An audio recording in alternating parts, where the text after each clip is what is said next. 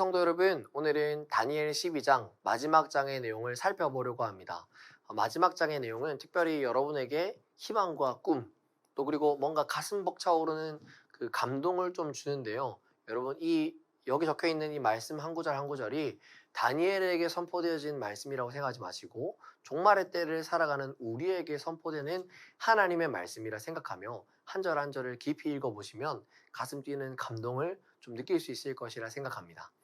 이어서 설명 한번 해보겠습니다. 우리 아까 계속해서 설명해 오듯이 10장과 11장의 내용은 무슨 내용이었습니까? 다니엘이 경험한 세 번째 환상, 마지막 환상의 내용이었습니다. 한번 더듬어 보면요. 10장에서는 거룩한 존재를 만나 슬퍼하는 다니엘이 격려를 받죠. 그리고 11장에서는 남방왕과 북방왕이 일어나 싸우다가 그 교만한 선포를 듣고 그들의 종말이 어떠한지를 설명합니다. 하나님 앞에 설 수 있는 권세가 없다라는 것을 보여주는 듯이 11장이 마무리되어집니다. 그리고 12장의 내용은 무슨 내용이냐? 끝날, 정말로 종말의 때에 어떠한 음성이 선포되어지는지를 환상으로 나타내는데요. 12장의 1절부터 13절의 내용은 한 구절 한 구절이 정말로 감동스러운 선포로 끝날에 있을 선포처럼 나타냅니다. 믿음을 지킨 자들에게 마지막 날까지 믿음을 지킨 자들에게 소망이 되는 격려가 담겨 있다고도 볼 수 있습니다. 1절에서 3절의 내용은요. 읽기만 해도 힘을 얻으실 텐데요. 같이 한번 읽어보겠습니다.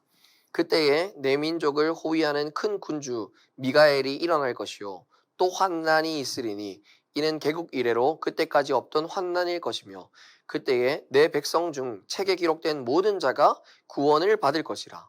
땅의 티끌 가운데에서 자는 자 중에서 많은 사람이 깨어나 영생을 받는 자도 있겠고 수치를 당하여서 영원히 부끄러움을 당할 자도 있을 것이며 지혜 있는 자는 궁창의 빛과 같이 빛날 것이요 많은 사람을 옳은 대로 돌아오게 한 자는 별과 같이 영원토록 빛나리라. 아멘. 이처럼 마지막 때에 우리가 믿음을 지키며 나아간다면 어떤 일이 있을지를 하나님이 명명백백히 적어서 설명해 주십니다. 또한 더 나아가 10절에서는 지혜 있는 자만이 깨달을 수 있는 한 가지의 사실을 알려주는데요. 10절의 말씀을 제가 읽어보겠습니다.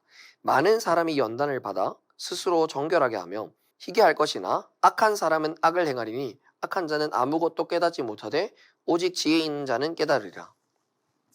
이와 같이 끝날의 때에 하나님께서 소망의 내용을 선포하신 것 같으면서도 마지막 때에 우리가 경각심을 가져야 할 내용에 대해 설명합니다. 무엇입니까? 지혜 있는 자는 지혜를 얻을 것이지만 악한 일을 행하는 자는 끊임없이 악을 행할 것이라고 설명하는 것이죠. 즉 무엇을 우리에게 알려줍니까? 단순히 마지막 때에 너희에게 소망이 있을 것이다 라고 설명할 뿐만 아니라 지혜 있는 자와 악한 자들이 나뉘어진다는 것을 알려줍니다. 또한 마지막으로 13절의 내용을 같이 한번 읽어보겠습니다. 너는 가서 마지막을 기다리라. 이는 내가 평안히 쉬다가 끝날 때에는 내 몫을 누릴 것임이라. 이를 통해 마지막을 기다리는 우리에게 하나님이 끝날에 우리가 무엇을 기억해야 할지를 알려주신다고 알 수 있습니다. 종합해보면 어떤 내용입니까? 끝날의 때에 너희에게 소망과 같은 선포가 주어질 것이다. 그러나 그 끝날을 살아가는 시기에도 지혜 있는 자와 악한 자는 나뉘어져서 각자가 행하는 것들을 행할 것이다. 그러나 끝날 때까지 확실히 믿음을 지킨 자, 이것을 분명히 아는 자들에게는 끝날에 소망과 같은 내 몫을 누릴 것이라고 하나님이 설명해 주시는 거죠. 저는 마지막 다니엘 12장의 내용을 통해서 무엇을 깨달았느냐? 마지막을 살아가는 우리가 정말로 경각심을 가져야겠다는 생각을 하게 되었습니다. 여러분, 믿음이 있는 자들이 그저 마지막 때에 그래 하나님이 구원하시겠지 라는 안일한 생각으로 살아가는 것이 아니라 지혜 있는 자와 같이 내가 끝까지 내 믿음을 지켜나가야겠구나, 내가 무슨 믿음으로 살아야겠구나를 경각심을 갖고 지켜나가는 것이 중요한 줄 믿습니다. 하나님께서 우리에게 마지막 때를 이 다니엘의 환상을 통해 보여주신 데에는 큰 이유가 있다고 생각되어집니다. 어떤 사람들은 종말을 바라보며 이렇게 생각할 수도 있습니다. 그래, 마지막 때에는 구원을 받겠지. 그러니까 이렇게 살아가는 거야. 또 어떤 사람들은 마지막 때가 이를 것이니 내가 어떻게 살아야 할지에 대해서 진지하게 생각을 해볼 것입니다. 전자와 같이 안일한 생각으로 마지막 때를 살아가는 자들은 자신들이 행하는 것이 악한 행실인지 지혜 있는 것인지 구별하지 못한 채 그저 그런 삶을 살 것입니다. 그러나 후자와 같이 경각심을 갖고 깨어있는 생각을 하는 사람들은 마지막 때까지 지혜 있는 자로 살아남을 것입니다. 사랑하는 성도 여러분, 하나님께서는 우리에게 종말이 있다는 것을 분명히 알려줌과 동시에 그 때를 명확하게 알려주지 않은 이유도 있다고 생각됩니다. 만일 여러분, 제가 한번 예를 들어 보겠습니다. 만일 누군가가 여러분에게 내가 다음 주에 너의 자전거를 훔쳐갈 거야 라고 이러한 시기를 알려주되 정확한 때를 알려주지 않는다면 우리는 어떻게 행동할까요? 자전거가 도둑받지 않을 수 있도록 계속해서 그 자전거를 들여다보고 자전거를 누가 훔쳐가지 않을까 경각심을 가지며 그 자전거를 살필 것입니다. 하나님께서 우리에게 마지막 때를 알려주신 것도 이와 같다고 생각됩니다. 마지막 때가 있을 것이라는 사실을 알려주셨지만 그 시기가 언제인지는 알려주시지 않음을 통해 마지막 때를 살아가는 우리가 경각심을 갖고 그래 지금은 마지막 때이지 그러니 내가 어떠한 믿음을 지켜나가야 할지 깨워서 생각하자 라고 생각할 수 있는 경각심을 우리 마음 가운데 계속해서 가져가는 것이죠. 사랑하는 성도 여러분, 저는 마지막 때를 살아가는 우리가 하나님 앞에 지혜 있는 자로 깨어있는 자로 살아가는 삶이 되었으면 좋겠습니다.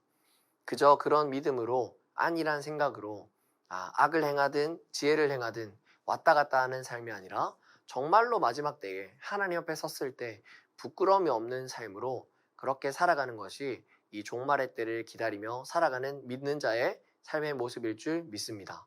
그러니 사랑하는 여러분, 우리 마지막 다니엘 12장을 읽어 나가시며 하나님께 나는 어떠한 믿음으로 마지막 때를 살아가야 할지를 반드시 기억하며 결단하는 여러분의 삶이 되기를 예수님의 이름으로 소망합니다. 그럼 들은 말씀을 기억하며 함께 기도하도록 하겠습니다. 사랑하는 하나님, 짧은 13절의 구절이지만 이 13절의 구절을 통하여 우리가 마지막 때에 어떤 삶의 모습으로 경각심을 가지며 살아야 할지 깨어있으며 살아가야 할지를 깨닫게 하셨습니다.